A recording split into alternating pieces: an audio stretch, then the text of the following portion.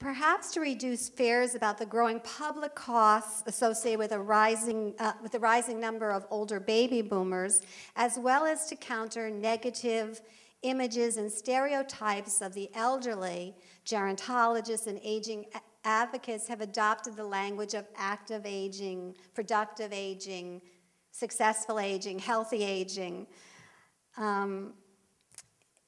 In essence, baby boomers are being redefined as resources versus drains on our society. And in fact, in the aggregate, baby boomers are living longer and they are living healthier than previous generations of older adults. However, the baby boomer generation, 78 million strong in the US, is not a homogeneous group.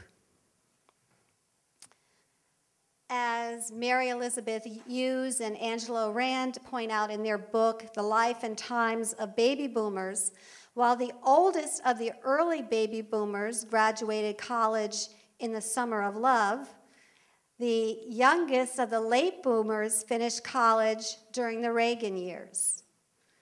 Baby boomers are also racially and ethnically diverse. 12%, and this is due largely due to immigration. 12% of the early boomers and 15% of late boomers are foreign born. We've witnessed a tremendous increase in Latino and Asian individuals amongst this cohort. And as Tony pointed out, many boomers are living in poverty.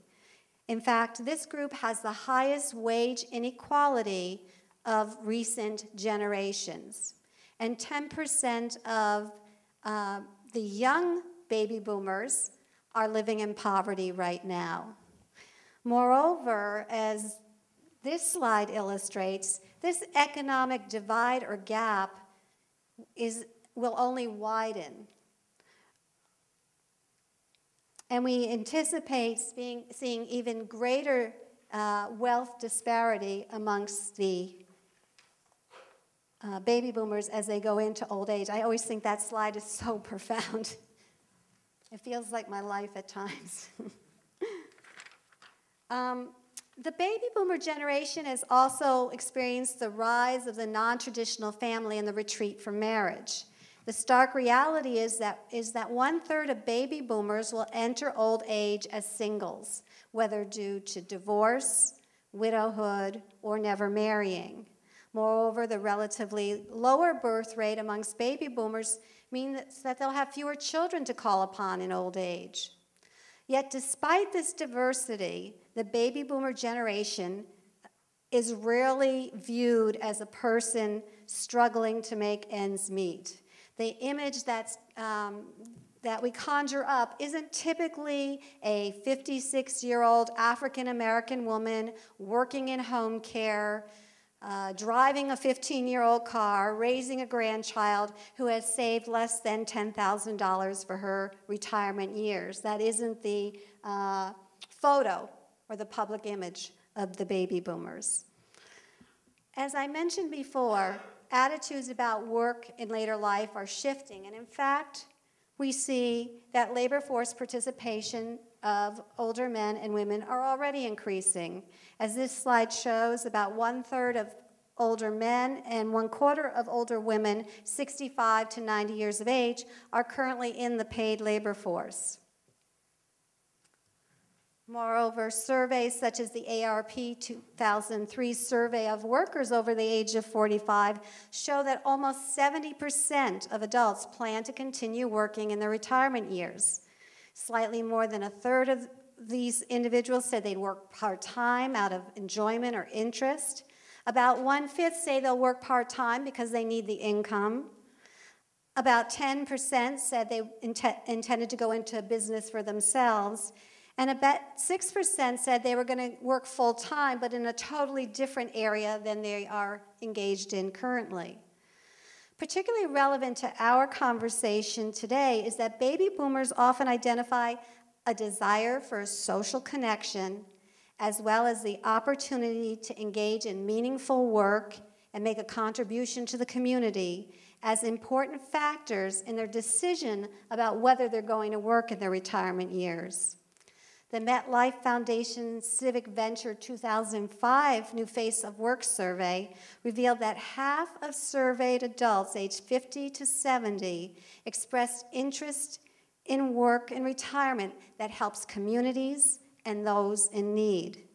In fact, many of those surveyed individuals said they didn't want to wait till age 65 to start this new career, nor did they view this next chapter in their work life as less significant than their prior work. Among these surveyed individuals who were considering work in the retirement years, the four most important aspects of this future employment was staying involved with other people, about 59% said that, getting a job with a sense of purpose, 57%, having an additional income source, 52%, and a job that helps or benefits the community, 48%. Equally important, the majority of baby boomers say they anticipate volunteering as part of the retirement years. Yet, once again, I would argue that much of the public conversation about baby boomers and civic engagement or volunteerism focuses on the affluent and the healthy boomers. There's often an underlying assumption that seniors who are economically disadvantaged or physically disabled can only receive services, they can't give services. Some have criticized the civic engagement movement as being elitist or exclusive because it's only available to those who have the privilege of free time. So what will work and retirement experiences be for lower income baby boomers? Well, as you all know, historically, the portrait of retirement in the U.S. has been the celebration of one's 65th birthday, followed quickly by a retirement party or quick removal from the labor force. However, only about half of today's workers experience retirement that way. In fact, there's multiple pathways to retirement.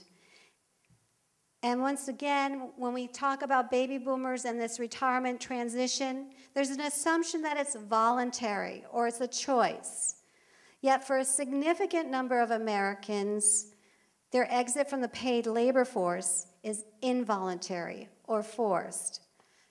Disability, labor market obstacles, family obligations push some individuals out of the labor market earlier. Using data from the Health and Retirement Survey, Sinovac and Davy found that almost 1 out of every 3 retired workers perceive their retirement as forced. They found that 55% of retirees aged 51 to 59 reported that a health condition or impairment limited the amount or the type of work they could do. Flippin and Tienda also used this same data set, and they found that blacks and Hispanics were more vulnerable than whites to involuntary job loss in pre-retirement years, and that this job loss often led to a permanent withdrawal from the labor market. As Tony noted, the federal government created the Senior Community Service Employment Act or program, or CSEP, specifically to address the plight of lower income older adults who are unemployed or underemployed. And as we just saw, this is who CSEP continues to serve today. As Tony pointed out, majority living below the poverty line, having poor employment histories, and less than 3 out of every 10 have a high school degree or equivalent. Again, underscoring what Tony said, 72% of CSAP participants, women, 30% African Americans, groups that are typically employed in what we consider the secondary tier of the labor market. In this tier, the jobs have low wages and few benefits. In essence, CSAP participants are not individuals who typically find an easy pathway back into the labor market.